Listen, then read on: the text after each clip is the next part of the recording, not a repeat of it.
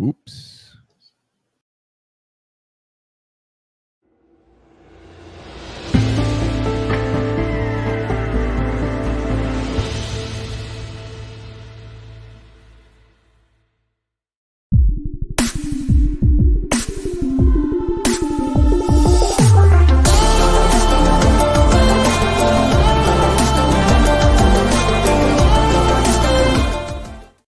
Hey everyone, it's Ryan Fowler with my good friend Jordan Kurtz, the Inner Game Group Live.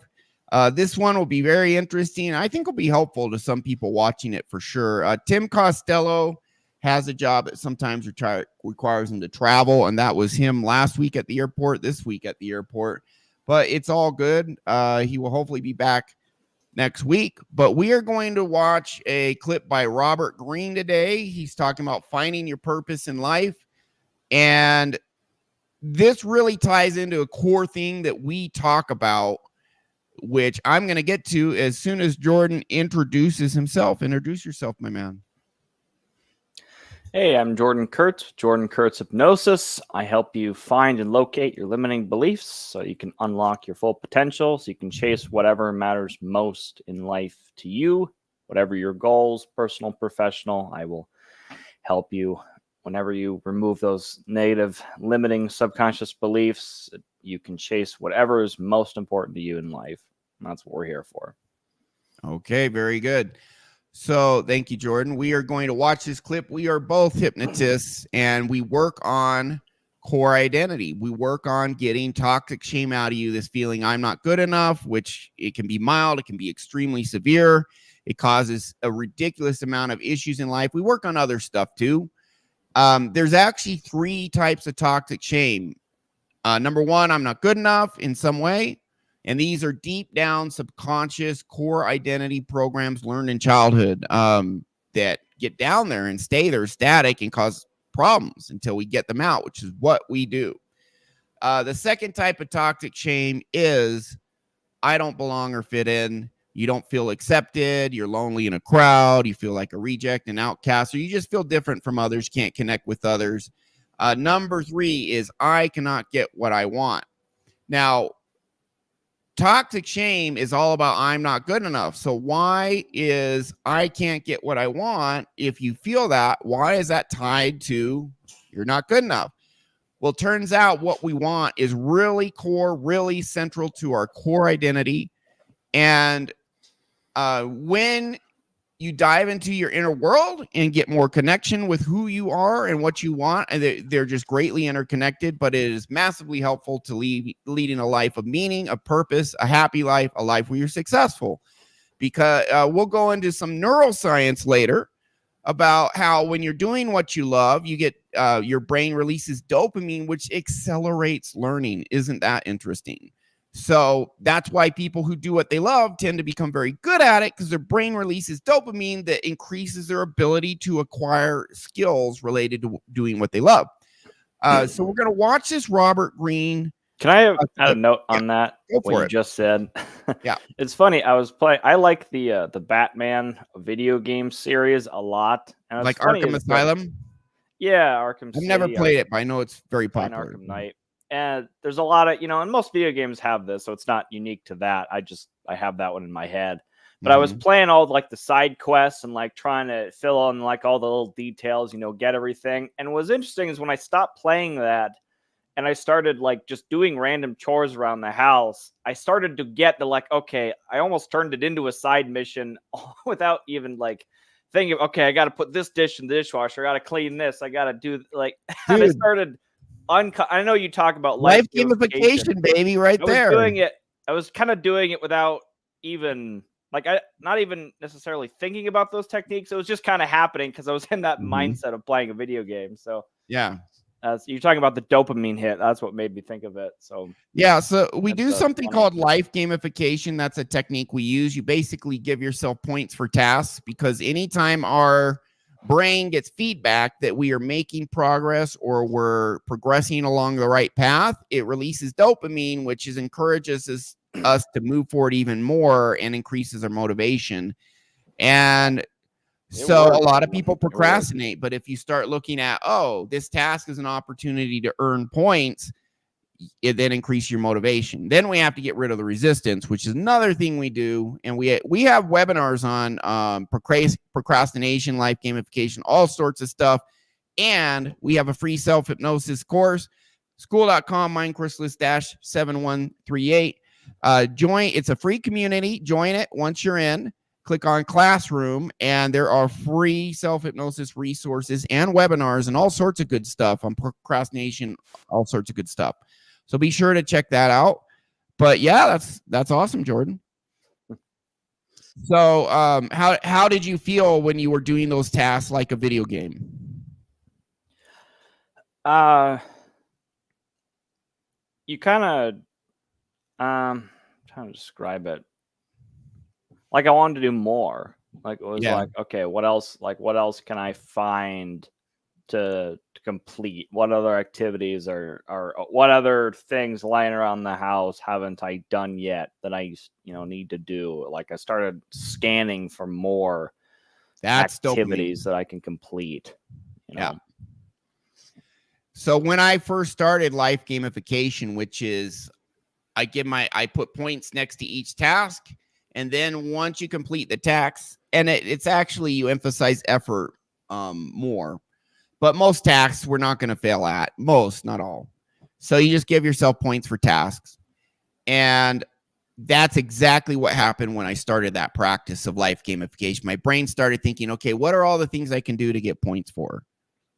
And pretty interesting, but that's how our brain works. That's what dopamine does. But dopamine also accelerates learning. So we're going to dive into this Robert Greene clip. He is the author of 48 Laws of Power. He has one on human nature, just an insanely successful best-selling book and actually very insightful. This guy is an expert on human nature. He's really good and really successful. So let's see what he says, and we are going to weigh in. My background was being raised in this very strict, dysfunctional religious family where it's like, what you want doesn't matter. You need to play this role. You need to fit in this box. You need to check off everything on the checklist to be acceptable. And if not, you're an evil, bad, sinful person. And my viewpoint is so different now, and it's so much better, and I've become very successful because I went after what I want. That is a massive key to success and fulfillment, all that other good stuff. So without further ado, Robert Greene, and let's start diving in this clip, and then we'll comment when we comment. So here we go.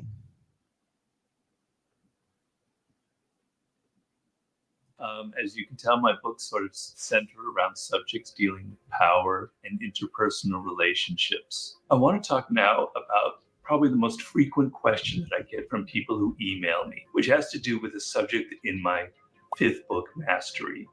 And in that book, I discuss what I think is the most important element in your life, the most important thing that you can discover or learn, which is what I call your life's task.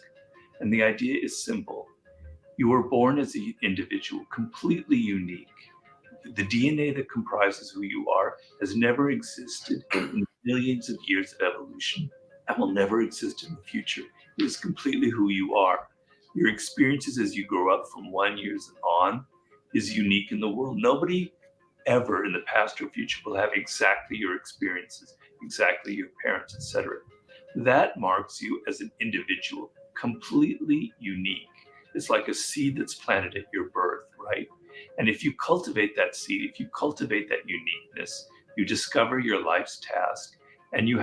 By the way, this is why when they lay out before you do X, Y, Z, boom, boom, boom, boom, boom, you must do it. These, if you're in any sort of rigid and flexible system, some parents have expectation for their kids. You're going to graduate from high school, get good grades, go to college, get a good paying job, get married, have kids. Now, for many people, that's fantastic. But people are so unique and complex. There's so much variation that any sort of prescription is never going to be a fit for everyone. So I wanted to point that out. And even twins, right? It's like Yeah.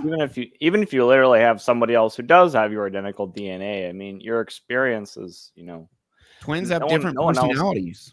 no one else goes through your life as you. And so, and Yeah. that's why I've said this before, you know, it doesn't make sense to compare yourself to others, because the only person it makes sense to compare yourself to is you from the past. Because, am I making progress? Am I learning and growing?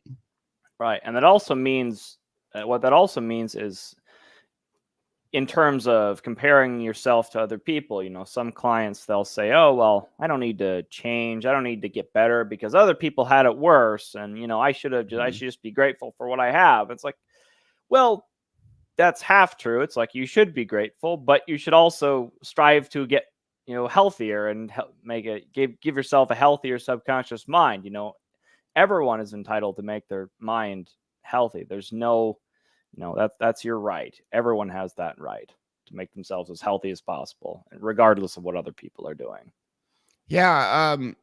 I do have a question for you, Jordan, if you don't mind. You did, of course, you know, a video interview, because I did a hypnosis session for you, and you said it changed your life, which is awesome. I love that stuff.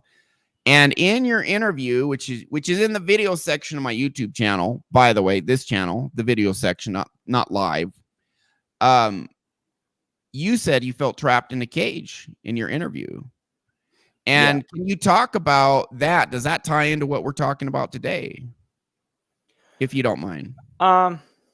Probably it was a cage of external validation. So I had to stay to make sure that all my actions were approved of by other people. And that was a pretty large box, to be fair. But what happens if you want to go even further outside the box? Yeah. What if what you want and your life's purpose is not in that box, right? Yeah, you got to realize, and you know what we had to do subconsciously was understand. No, you can give yourself validation. You can give yourself validation before you achieve the thing you want. You're allowed, and you don't need it. Well, it was two things. It was, you don't need it externally, and you're allowed to give it to yourself before you achieve the thing. And give it to yourself, and then you don't need it from anyone else. Yep, I'll always remember that moment when you first told me that. You fucking blew my mind. I was like, yeah, you're like, what? I was like, holy shit. I was like, no way.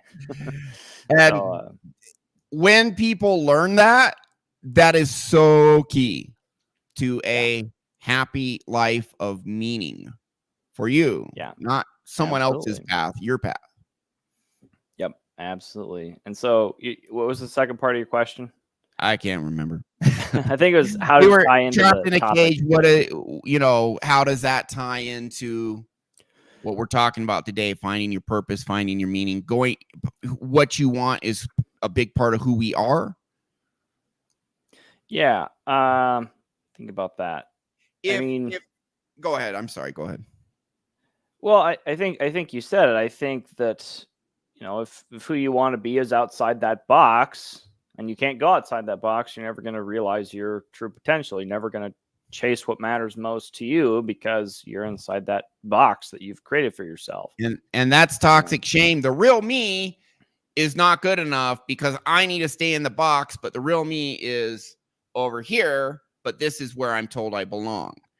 And so, number one, it's nice to get external validation. But if you need external validation to feel like you are good enough and acceptable, there's actually a clinical term for that: codependency. That is the essence. That is the core of codependency. And if you need external validation to feel good enough, you are codependent. If you give yourself your own love, validation, and approval, which everyone can, you may need to clean out some bad subconscious programs first, but it's absolutely doable. We do it all the time. We show people how to give this to themselves. Then you're on your path. And if others don't approve, 0 F's given. Or at least, you know, maybe you give enough, a little bit of an F, but not enough to sway you from your path. P-Dubs, welcome to the show, my man. Hello. And this is what Robert Greene is going to talk about more and more. Now, Robert Greene chased his dream, and he has sold tens of millions of copies of his books. And people who chase after their dreams tend to become very good, very good at what they're pursuing.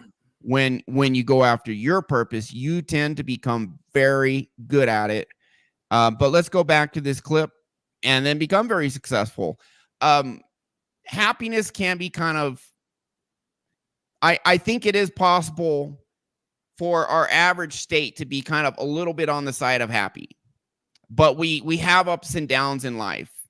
But the one thing that we can have kind of constantly is once we have our purpose and meaning in life, which is gained through going after what we want. And sometimes you go after what you want, you figure out it's not really what you want. You thought it was, and then you experience, you're like, oh, that's not actually not what I want.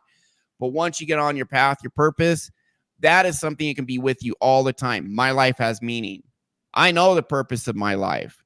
I have a fulfilling, maybe my life's difficult. Maybe bad shit happens, but I'm on my path and I know it's the right path. And there is just kind of this grounded, satisfying, underlying feeling that can kind of be there all the time, even though you have ups and downs. You don't have this emptiness and confusion that other people have. And that is really, really, I'm doing it and it is freaking great. I'll just tell you that right now. So let's get back to the good Mr. Greene. And he's really saying some profound stuff here. And power and money will come to you and your life will be fulfilled. Success, cultivate that uniqueness. You discover your life's task and you have success and power and money will come to you and your life will be fulfilled. And if you don't, to any degree, if you completely fail in that, then you're going to have the opposite. You're going to have a life of a lot of suffering and unhappiness and dissatisfaction. But the question always arises, how do I find my life's task? Robert, I really have no idea. The first thing I say is, it all depends on the level of your desire, which is true for anything in life. If you really, really want something, if you really love it, if it's really important to you, you will find the energy, you will find the answer. But if you're only kind of half interested in it, if you're only kind of teased by the idea, if you're intrigued by it, it's not enough. You'll never have the energy to go through the search of discovering your life's task. So I tell you, you have to love this idea. You have to love that unique person in you as if it's like an actual human being that you love. You're falling in love with it. You want them. You want to pursue it. It means a lot to you. You also have hate, because hate and anger is a very powerful emotion. You need to be motivated to this. What do you hate? You hate all the other influences in your life that are distracting you from your life's task. You hate your parents for telling you this is what you should go into. You don't hate your parents, but you hate them telling you that this is what you should go into. You need to become a lawyer. You need to become a doctor. You need to do this. Get rid of that. Get out of my life. Do you know people like that, Jordan, who are doing what they hate? Unfortunately, it seems like that might be more normal. I don't know about hate. I have relatives like that, and they're miserable. They're bitter. Yeah, I mean, I have relatives too like that. I'm thinking in my head of all my relatives, and I'm like, it seems to be the exception rather than the rule that I find somebody who's like, I really want to be here. I really like my job. I really like where I'm at. I think that just takes planning because you have to think you're worthy of it. If you're in a position that you're like, this isn't great, but if you don't think you're worthy of something better, you're never going to chase that. But if you're in a really bad situation you don't like, but you value yourself, then you will, that lights, a fire under you to go make your life better. Yeah. Because you'll tolerate what you think you deserve. And so if you think you deserve mediocrity, if you think, well, this is just how it is. If you think that's what you deserve, then it's probably what you're going to get. If you think you deserve, the best in life, as I think everyone should, then you'll take actions to get there. But if you don't feel like, this is an outrage, I can't believe I'm in this situation, like this is ridiculous. If you're not in that position when you're in a bad, because it's okay to feel negative feelings when you're in a position that isn't, that's the appropriate response, is anger and rage when you're in a position where you think things should be better. Because, but I would say that's healthy, because it coming from a place of, I deserve better, I am worthy of more, and I can get there. So what do you think about that? Yeah, I'm gonna give you a bit of counterpoint. I do agree with it, but what I want people to know is not everyone needs to be like the next Da Vinci or Einstein or a multimillionaire, Tony Stark, billionaire, etc. Part of what we want, part of what I want is financial stability, right? And so let's say, for example, you're a garbage man, and you're like, hey, it's a good paying, stable job. And yeah, it's, tough during the day, but I don't mind. I'm a tough guy. If you're happy with that, go for it. If you're happy being a surfing beach bum, go for it. A lot of people want a job that pays enough money so that they can pay the bills. So that can be part of the consideration of what you want. And I think one of the big challenges in life is taking, hey, what's my heart's desire, my passion, and then kind of balancing that. Well, I also honestly don't want to be freaking broke and struggling and anxious about how am I going to pay rent. So I do want a good paying job, and it can be somewhat difficult to kind of balance the two. But if that's part of what you want, then, go towards that as well. If you, let's say, you're the starving artist and you love art so much, you really don't care about the starving part. You don't mind being poor. You're okay living a very simple life. Go for it. That's, if you're not sure whether that's what you want or not, try it out, but do it in a way where if you find out it's not what you want, you're not stuck, So don't eat paint. Don't make stupid, irreversible decisions. Going after what we want in life, what like resonates with us, what intuitively feels good, it's part of discovering who we are. When you discover your life's purpose and you're like, fine, oh man, this is such a good, I feel good doing this. I feel fulfilled and satisfied doing this. And maybe there's a certain amount of ease to it. It's like easier for you, than, or there are parts that are hard, but you just have this like inner drive for it. Cool. This is a huge part of figuring out who you. Oh.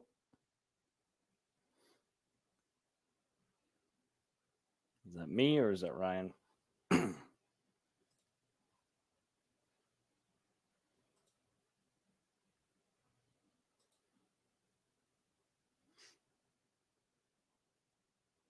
You guys hear me?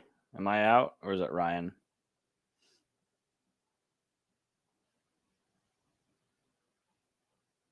I'm not sure if it's me or him. Mine says connected. Let's test here.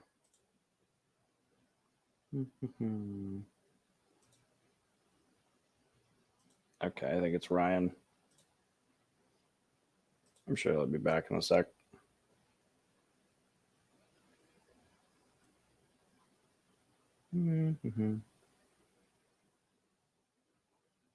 Oh, yeah, I think it's Ryan.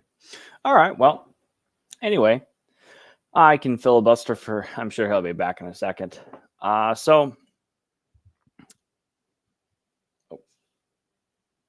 I'm sure I'll be back. Let's see. He was talking about the going after what you want,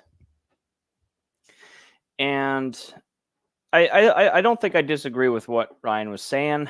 And that was if you find, I think a lot of people find themselves in positions that they wish they weren't, and so if you find yourself a position you like, of course, stay with that because that's what you feel like you deserve. My point in saying that was go after exactly what you want, such that I got a message from Ryan. What is he after?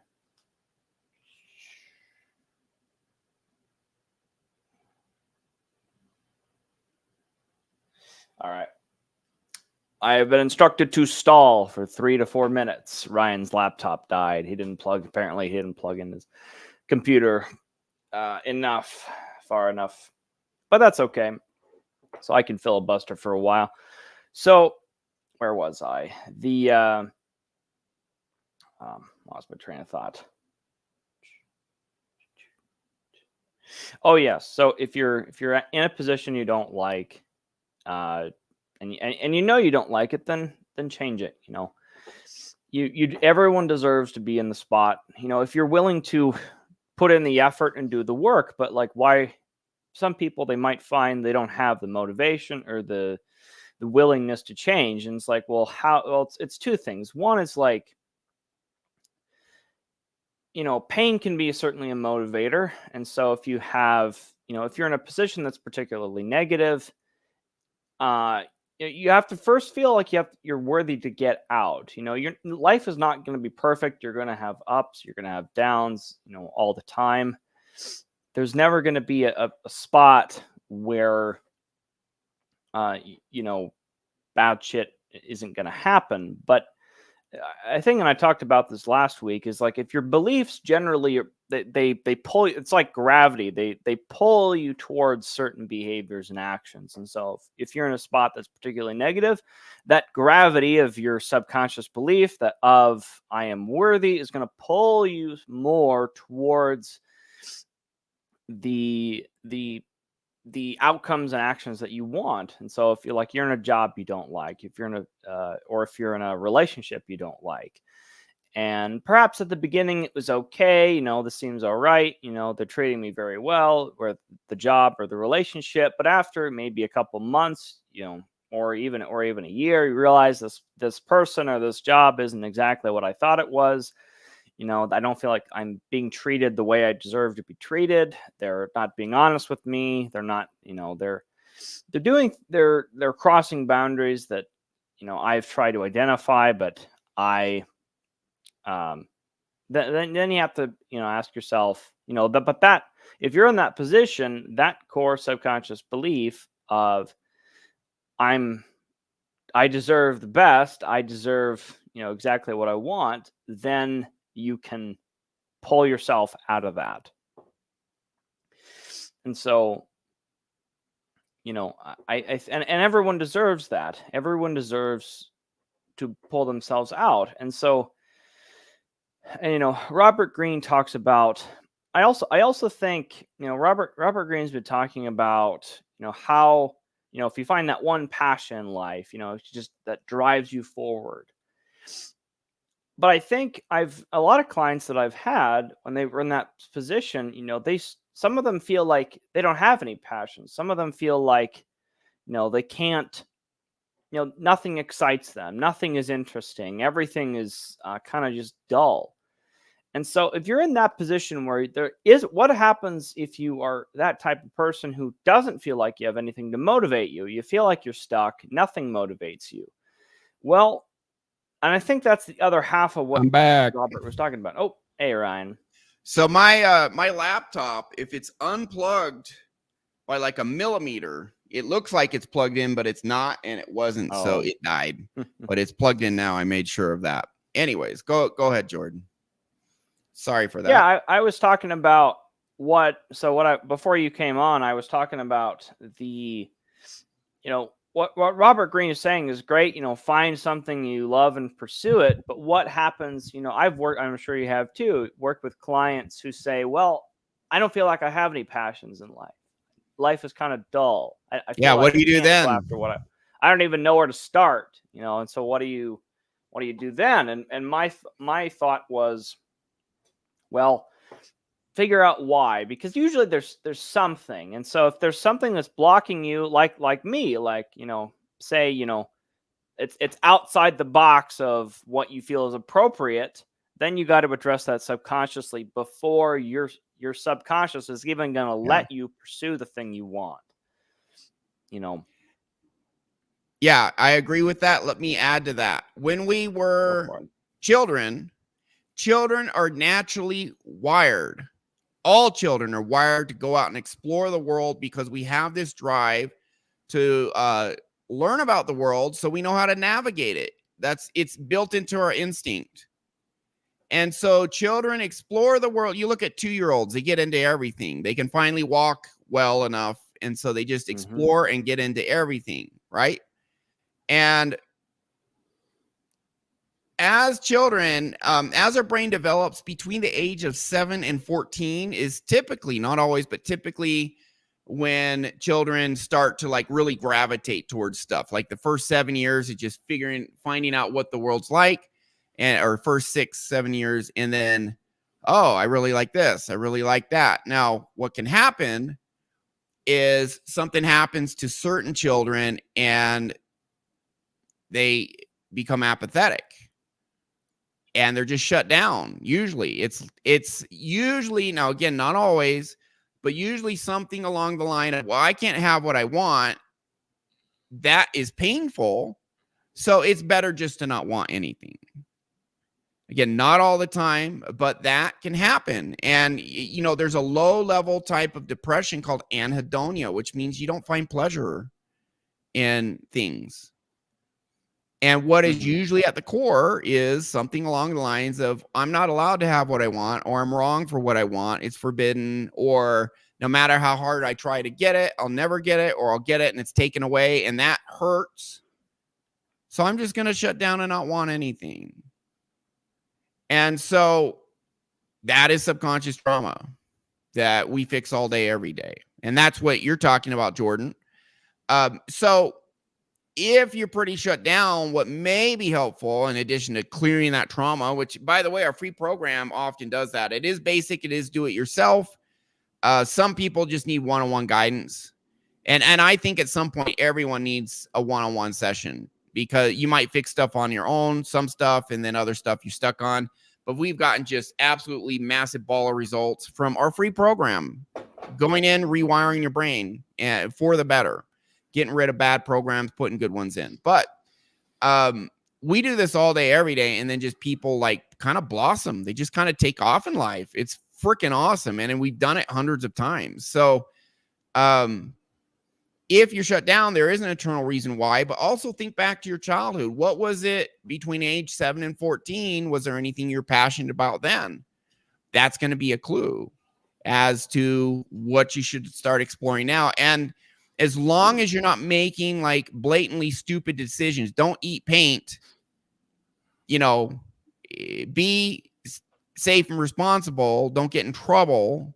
Don't break the law or do anything that gets you killed or maimed or anything. But absent that, go out and explore the freaking world and find out what you want. I mean, there's so much cool crap in this world. And people are like, I live in Mexico City now. Why'd you go to Mexico City? Why'd you go to Mexico? I lived in the Philippines for 2 years. Before the war, I went to Ukraine twice. I've been to a few countries in Europe.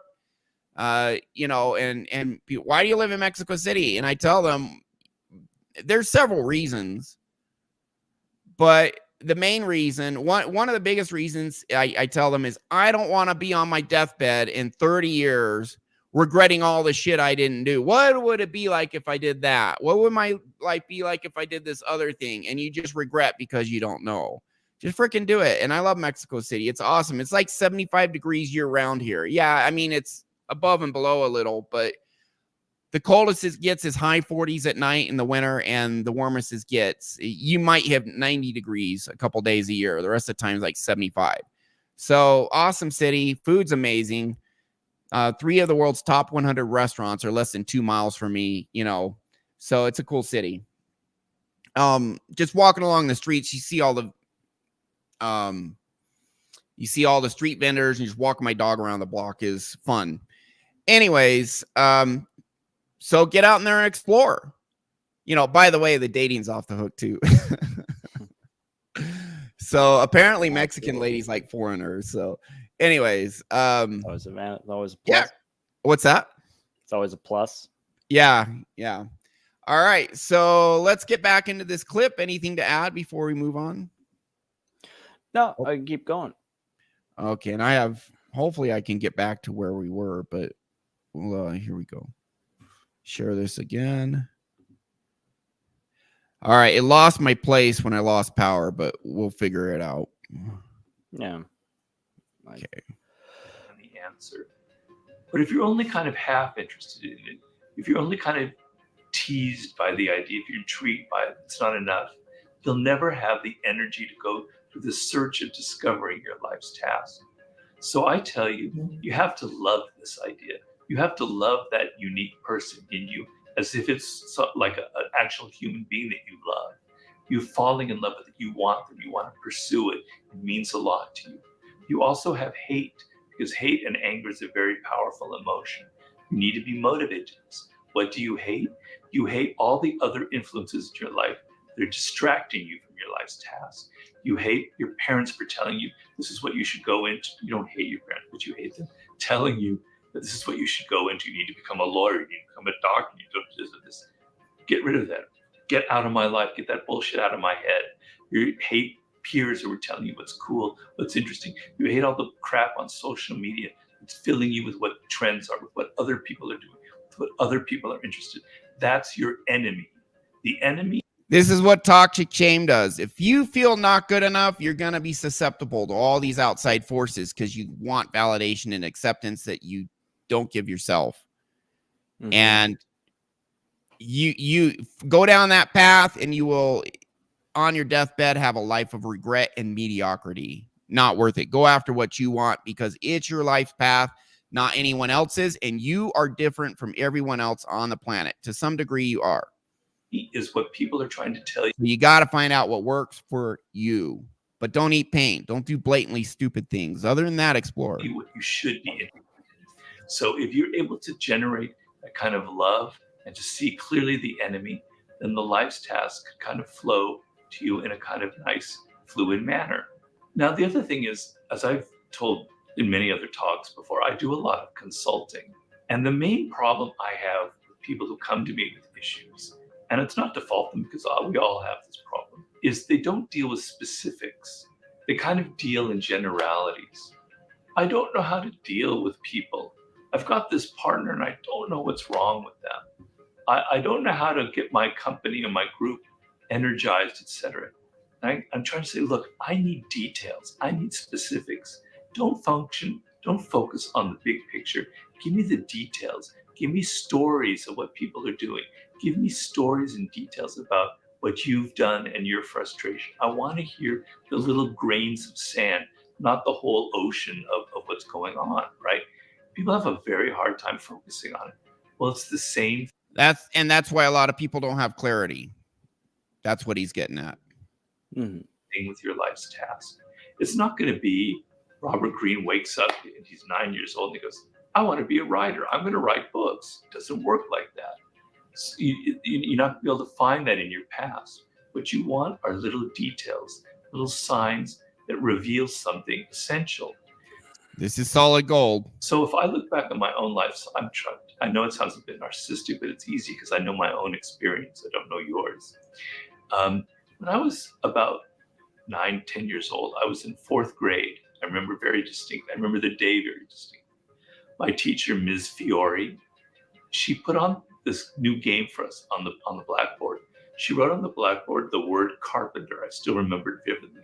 And she said, how many words can you spell out of that word carpenter? Something went on in my brain going, whoa, what an exciting, fun game. You mean you can form words out of other words? That is so interesting. I remember the word that I first formed to this day was the word ant. And I go, wow, you could form the word ant out of carpenter. Weird. I also remember I formed the word crab, and I don't think she was very happy about that.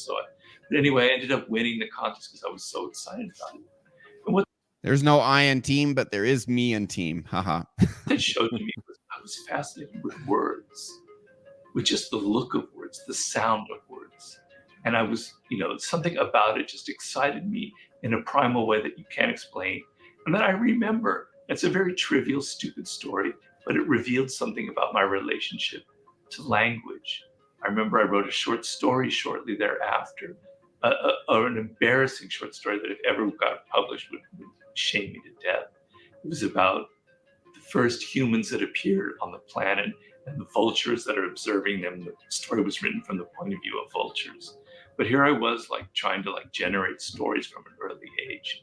And then I remember I went to Hebrew school as a child, preparing for a bar mitzvah.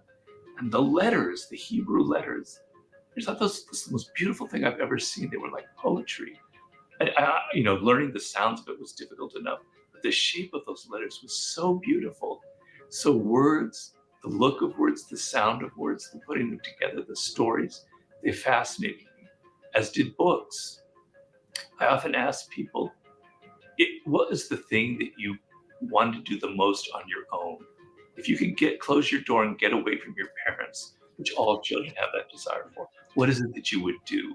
And for me, and this happened a lot, I would close that damn door and I would get out all my books and I would just read and read and read and read and read.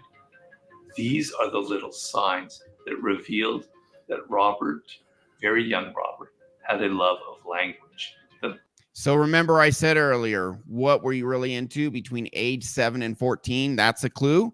That's exactly what he's talking about here. Writing for me, it was natural. For me, it was puzzles, Sudoku, and those. There's this.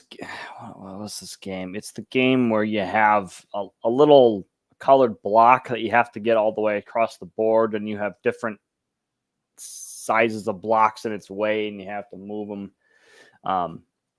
Strategically move them out of the way so you can clear a path for this red block. I can't remember what's that game called. I don't know. It was all puzzle and logic games that I would play. Okay. Still. Yeah, I became an engineer, man. Yep. Yeah. So exactly. now I'm gonna illustrate one more principle here. But first I'll say I was really into computer and video games, but I would actually write, like I would program little computer games as a kid. And then about age 14, I really got into music. But music really is more like I play guitar. It's really more of a hobby. I don't have what it takes to do it full time and be so in love with it that making $30,000 a year, I'd be okay with that. But so part of that is my last job, and what I do now is creating content, like technical content. I have self-hypnosis programs. So before I would get in and I create stuff, and cool, I made this game and I programmed it and put it together. Well, that's what I'm doing now. Subconscious optimization system. There's a free course at the MindChrysalis -7138. But also, when I was growing up, because of my dysfunctional family, mom had full-blown narcissistic personality disorder, severe case.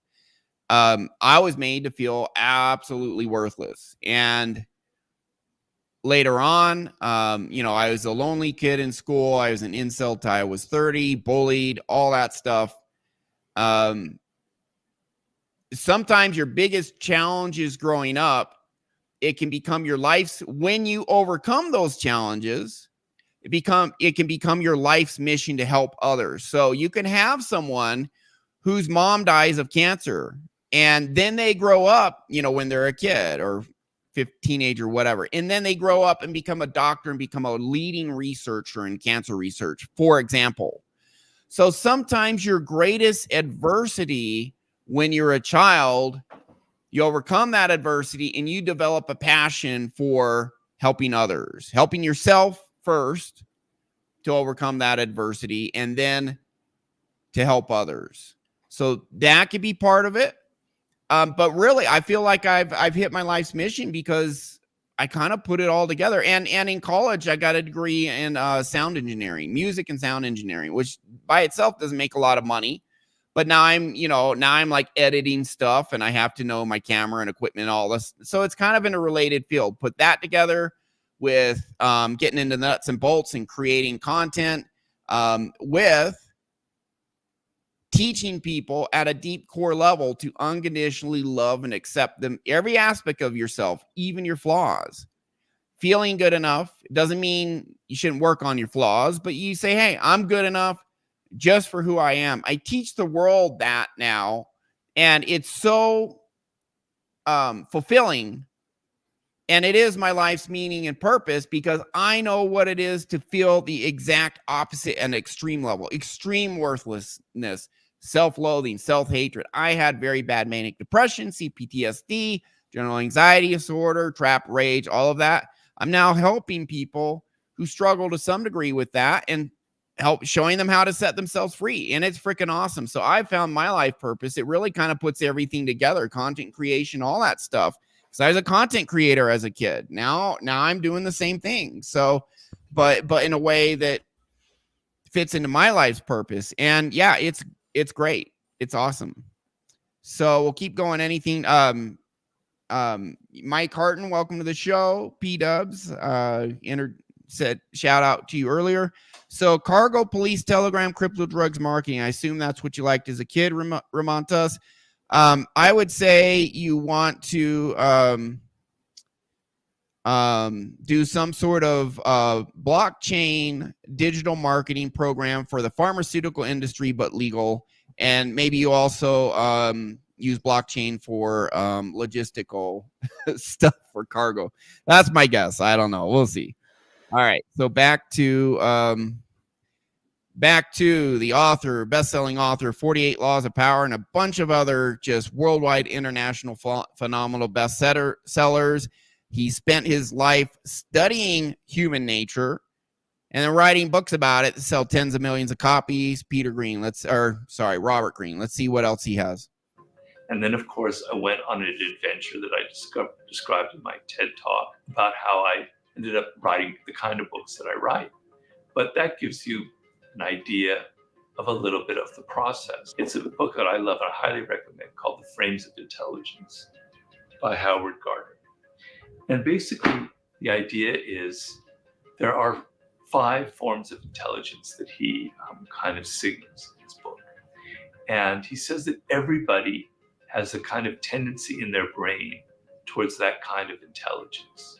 And just very briefly, there's words and linguistics, like I mentioned for me. There's music and musical pattern, which is an obsession with sounds for their own sake, and melody and harmony and all these other things.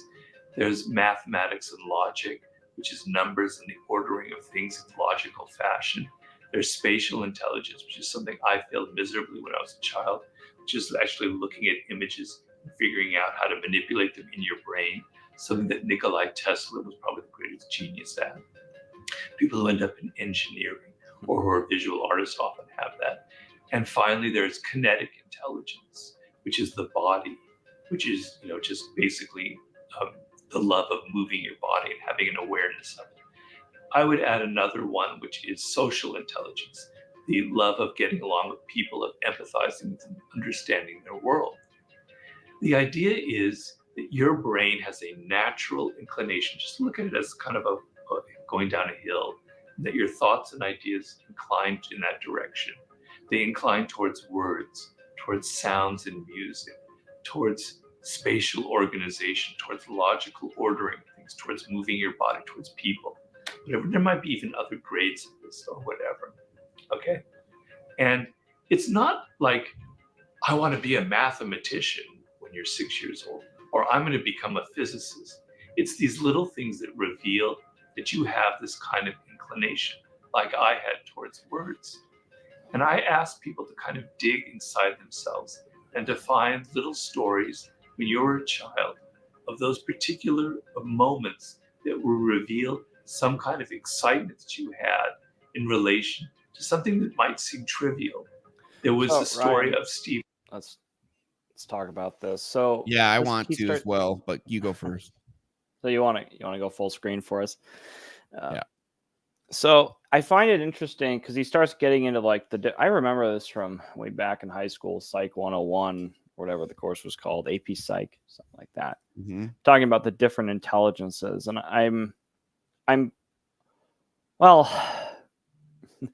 To what extent I'm curious of what those if those are fixed. So like there's a lot to say about this, but it's like if you were only introduced to a subject, I wonder if it also has to do with how you were introduced to a certain subject. If you were introduced to mathematics really with a really excellent teacher. Like, I think that a good teacher can make a boring subject interesting, Yeah. but a bad teacher can make an interesting subject boring, and Well, like, you know, a lot of, not everyone, but a lot of some children do end up doing what their parents do, and they tend to have very good relationships with their parents, and they see their dad doing it or their mom doing it, like, that's so awesome. And I as a child, I idealize and love my mom or my dad, so I'm gonna love what they do, and that will transfer over. That does happen.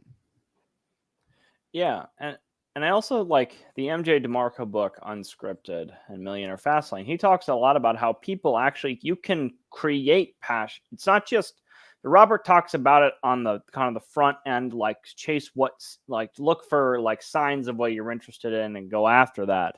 But MJ actually, well, maybe we can, I need to write this down. Can to a point, but again, that's actually some subconscious programming later in life. Do you want to spend all the effort doing that? Or when we're kids and when our brain is developing, and some of it's going to be genetic, some of it's going to be the environment we're in as a child. Again, so if I didn't have a really abusive childhood, I wouldn't be finding nearly as much meaning and satisfaction in helping people now. So sure, absolutely.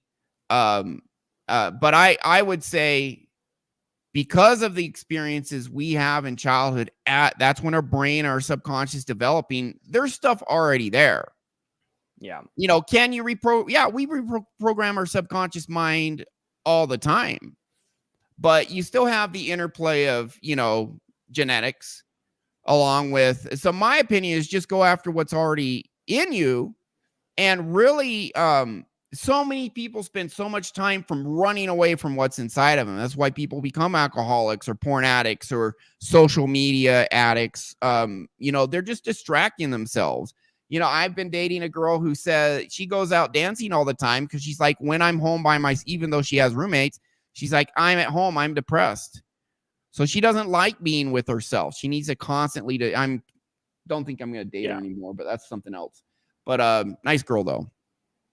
So many people run away from what's within them, but going in and connecting to your core and sitting with what, clear the trauma, go in and find that trauma, all the stuff that's painful, and clear it.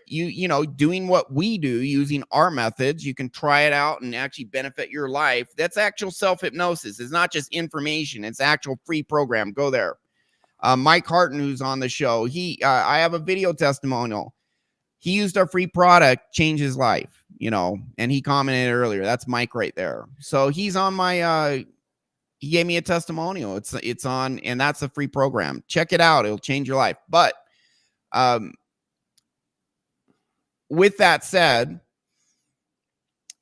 when Robert Greene was just talking about going inward, go inward to fix your trauma, but be connected with the core of who you are, what you naturally want and don't want, what you feel, because that will give you the key to your life's task, your life's purpose. And if you don't get aligned with that, which is who you really authentically are, it's a big part of who we are, you're not going to find meaning and purpose in life. And you probably are going to be one of those people on their deathbed with regrets.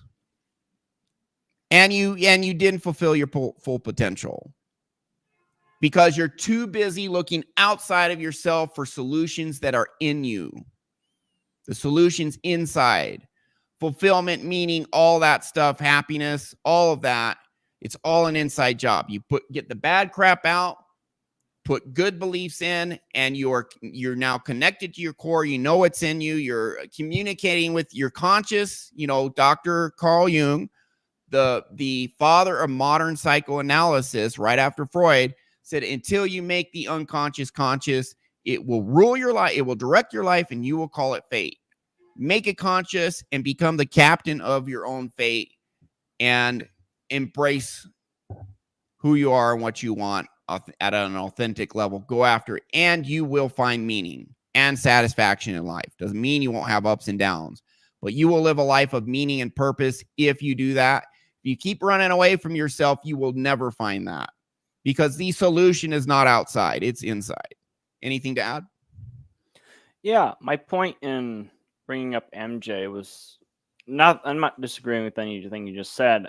His point in his book was, the example he gives is one of his, I think, students, that he formed basically a septic cleaning business. Mm-hmm. And he found that after a while, after running this business and providing value to other people in this way, you know, the joke he used is like, well, I found myself passionate about other people's shit. And so his point, he loves being an entrepreneur.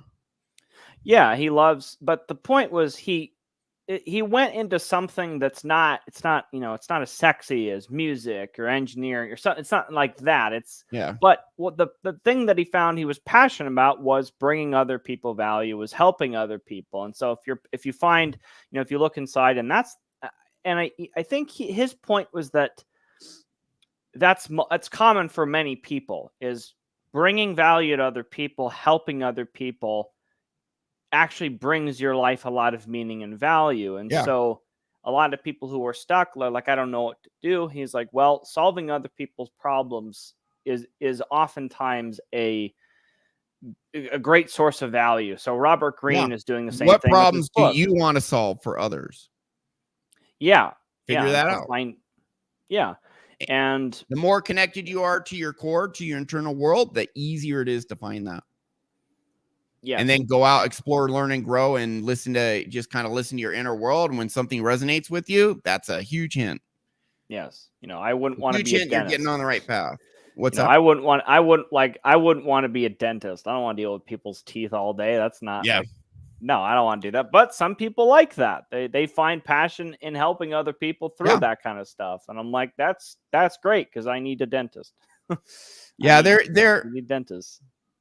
There are some professions where there's way too many people doing it who it's not their life's calling, but it pays very well. So they do it because it pays very well. And hey, you know, that's all good. You know, it's their path, not mine. But I will say, like, there's too many attorneys, right? Because you go to law school and now you're making six figures. So a lot of people go down that path. I know a guy who loves being an attorney. I know a lot of people who kind of hate it. But I know a guy who loves he loves going in court and going to battle against the opposing legal team. He loves it. He loves on a deposition sitting across and being like, you know, it's kind of it's a battle of wits to a point. So he loves it. He's meant to be an attorney. Good for him. I met other people that freaking hate it, you know. I've changed my career at various times. I went to school, college, university. I was an art major, did that for like basically 1.5 semesters, said, no, this is good, but I'm middle of the pack in talent and I don't want to be broke, not doing art at least. And so then I went into music and sound recording, and that was a better fit, but still, it's like you're going to be broke doing that most likely. And I was a very good content creator. Like, my songwriting skills were off the hook. My performance skills were pretty good, but not great. Got out of that. And then I'm like, well, geez, what can I do to make money? I was looking at going to school for digital computer animation. Ended up not doing that because I found a sales job that way back in 2000 was making me almost about $2,000 a week, close to it, almost that much. And right out of college, you know, and then they made me a sales manager, lost. Then 9/11 happened and the tech sector, which I was doing sales for, went bust. NASDAQ like cratered. Was unemployed for a while, became an entrepreneur. Entrepreneurship is part of who I am. I always want to be independent. Anytime I work for someone, I usually feel that I'm better at what I'm doing than they are, and I don't like being constrained. I like to go out and do my own thing. So, you know, I've changed, and then I had my last career for 20 years. And it was a good fit for me overall, but it wasn't my main life's purpose. It had a lot of things that I did like and very successful at it. well into the six figures for a long time. Change my career again. So, and there's challenges in changing your career, but it's worth it, because as you go through life and experience more, if you find something that you really feel is your life's mission, it just resonates with you. In my opinion, as long as you can make enough money to live on it, be smart. Like I did this hypnosis. I did it part-time, professionally for others, I think for 4 years before I switched. Yeah, 4 years before I switched to, okay, I'm going to phase out my old business and do this full time. And I, built up savings and did it so I could transition in an intelligent way and not be broke, So all these practical don't eat paint, do it in a smart way, think it through, strategize. But at the end of the day, when you find your life's task or mission and it just resonates with you and it's just a gorgeous thing, go for it, or you will be on your deathbed in the future having nothing but regret. Once you find it, you got to do it. And the more connected you are to your internal world, the easier it is going to be for you to find it. Anything to add before we go on? No, I think that sums it up nicely. Okay, let's finish this out here. And we're at the hour mark. Of course, 5-6 minutes. I wasn't. Steve Jobs, when he was 6 years old, his father was taking him through the streets of Sunnyvale. Sorry. Thank you, sir. It might seem trivial. There was the story of Steve Jobs when he was 6 years old. His father was taking him through the streets of Sunnyvale, California, and he passed a store of equipment of like cameras, stereos, etc. And his eyes got wide open. Wow, just the beauty of the objects, just the metal, the components, the shininess, how they were designed. He just was fascinated with them. A very trivial moment in his life, something that was kind of just glossed over in his biographies, but for me, revealed one of these things that I'm talking about. So you're a detective looking in the interior of your childhood, of your early years, for those kinds of details. People will say, well, Robert, I don't have anything like that. I'm sorry, I'm lost. I can't remember anything like that. They exist. You're just not looking enough. You're not spending the time. You don't have that desire for reaching it. You're not writing every day in a notebook about what they could be. You're not looking hard enough. They are there. They are. Just real quick, how our brain works to explain more about what he's talking about. Subconscious beliefs form in childhood as we're learning about the world around us and we're drawing conclusions, interpreting what everything means, putting these beliefs in us, tied to feelings. What happens as an adult? We go through the world. Maybe you can't remember your childhood, but anytime there's anything in the outside world that is a match for a subconscious belief in you, which could have a good or bad feeling, depending on the belief, it's going to spike the feeling tied to that belief. So as you go through life, okay, as a child, that happened to Steve Jobs. It happened to him as an adult too. So get out there, explore life. And when something is like, oh, that's so cool, you can't remember your childhood, no problem. All the subconscious beliefs from childhood are absolutely in you, even if you can't remember your childhood memories. And just go out and explore, use your intuition as a guide, find out what good feelings all of a sudden get triggered of some sort. That's a clue. So it's easier if you can remember in your childhood what you're really into, but I have a few clients that can't remember their childhood, like at all. They barely remember it. I have one, just zero recollection. That's okay.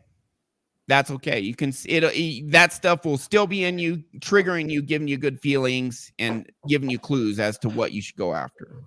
As also, if there were certain, I know I'm very spatial because the toys I gravitated towards as a kid were all spatial toys. Rubik's cubes, those kind of things, or, I'm trying to think of some of the other ones, just all sorts of just logic puzzles that I just, and the thing is, I have two siblings. I have two younger siblings, and, those toys were around them too. they just never really gravitated towards them. But I would always consist, and it's not like, I think the reason it can be good to look at your childhood is because it, a child isn't always thinking, I gotta pick a toy that makes my parents happy. They're just like, this is They interesting. do what they This thing is want. not interesting. They don't have all these rules of society that constrain them. Right.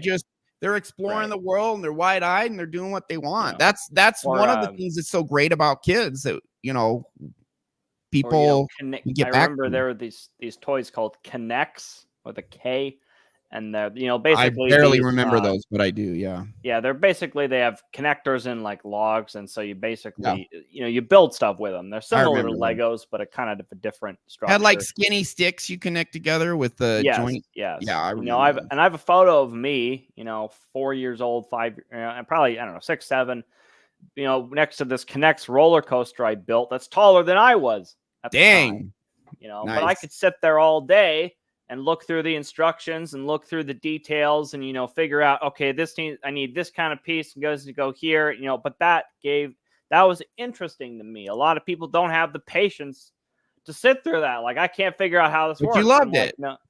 Yeah, I couldn't get enough. Never could get enough. That's a clue into what type of person you are.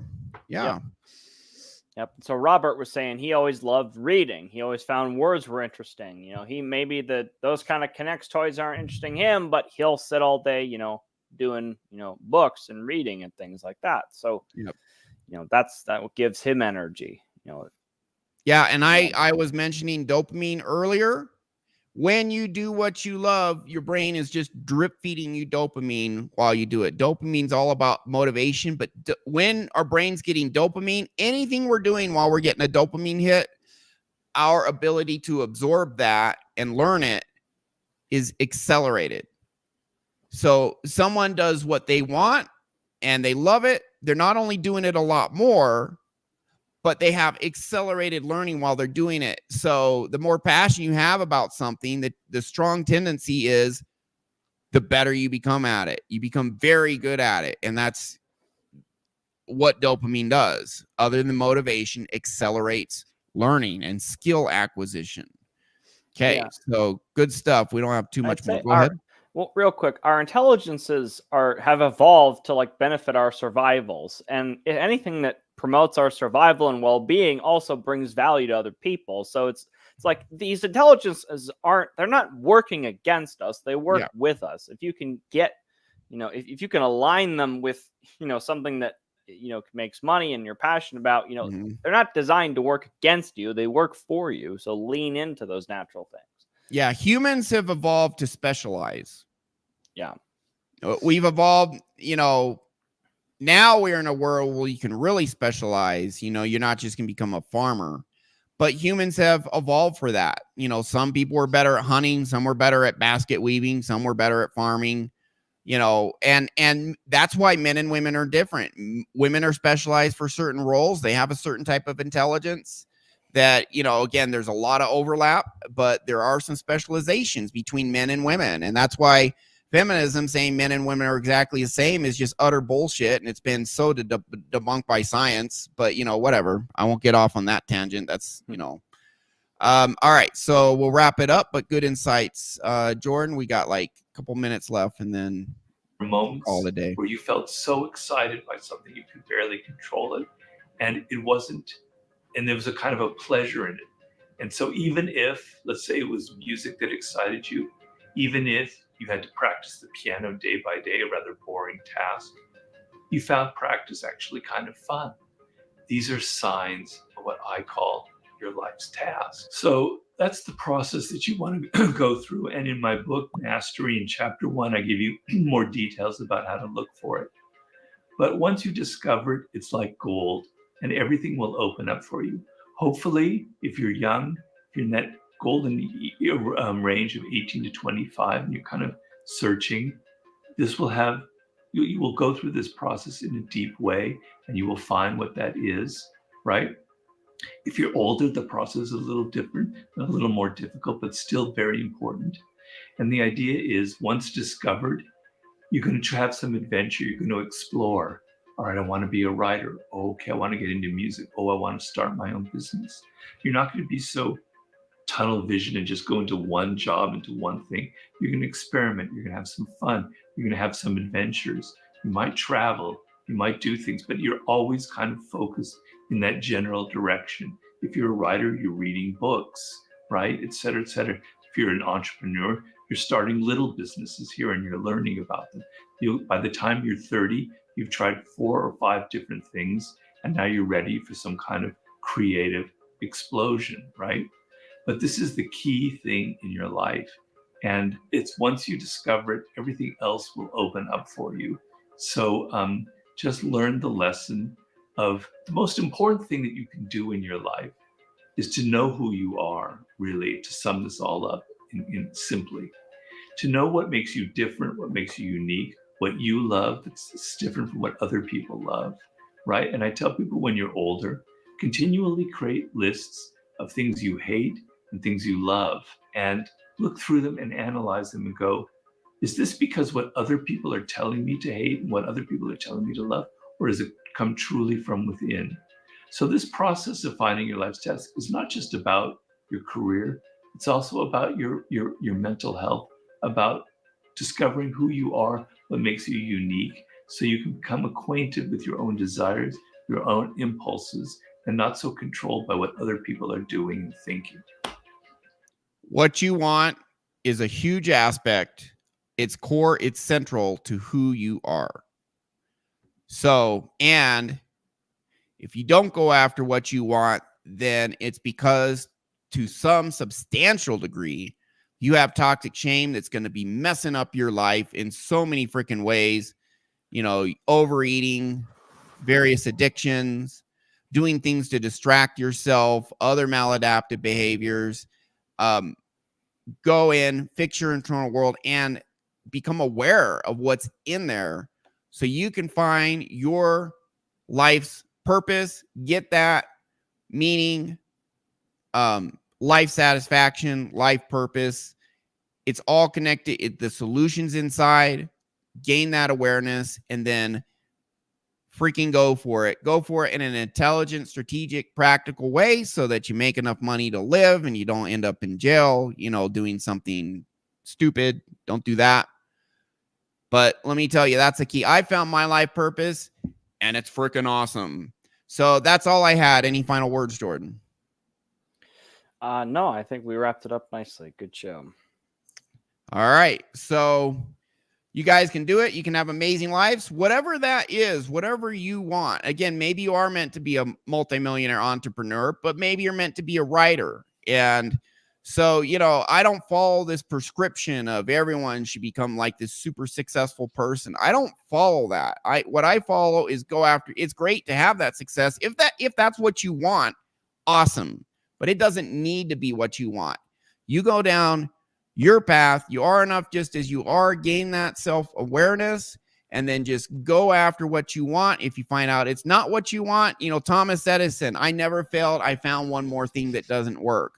He tried 1,000 times, finally invented the light bulb, all that failure. It was really just learning and growing until he had his big success.